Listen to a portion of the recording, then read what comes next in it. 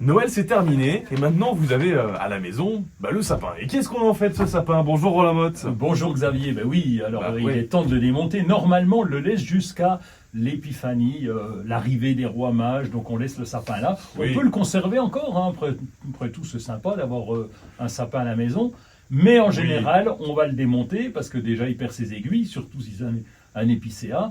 Et là, une fois qu'il est démonté, soit on va le ramener au magasin, soit on va l'emmener à la déchetterie. Mais quand on a un jardin, il faut surtout pas le ramener, ça fait des kilomètres en plus. Ouais, on peut l'utiliser pour le jardin. On peut le planter, et puis vous m'avez dit, on peut le composter aussi. Oui, on va le composter. Je vous parle des sapins coupés. Donc là, on va pas les récupérer, on va les composter. Alors là, on va les couper en petits bouts. C'est tout simple. Il faut que ça soit plus... En général, dans le compost, la règle est simple, c'est que plus on va couper en petits morceaux, plus ça se composte rapidement. Donc on peut le couper en petits morceaux. On a des broyeurs qui peuvent exister pour ça. Le trombe, on peut le couper aussi pour le mettre dans la cheminée. Et puis, on peut l'utiliser aussi dans le jardin. J'ai pas de composteur. D'accord. Bon, vous avez un jardin ? Non, oui. Alors ne laissez pas traîner le sapin sur le trottoir. Là, il y a des endroits pour les ramener. Donc on l'a dit, la déchetterie. Mais sinon, si on a un jardin, vous pouvez pas. On dit que j'en ai un. Ah voilà. Qu'est-ce que je fais? J'ai pas de composteur, mais j'ai un jardin. Qu'est-ce que j'en fais? Ça m'arrange parce que sinon je vais planter. Voilà. Donc, on peut d'abord couper toutes les branches qui vont servir à protéger d'autres plantes. Si on a des plantes vivaces un peu sensibles au froid, on peut très bien les utiliser comme ça.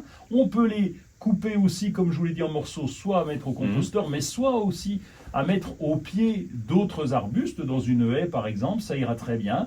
Et puis ça peut servir de paillage autour d'un rhododendron, d'azalée, etc. Et ça permet de maintenir la plante au frais ou la protéger. C'est tout, il n'y a pas un autre intérêt?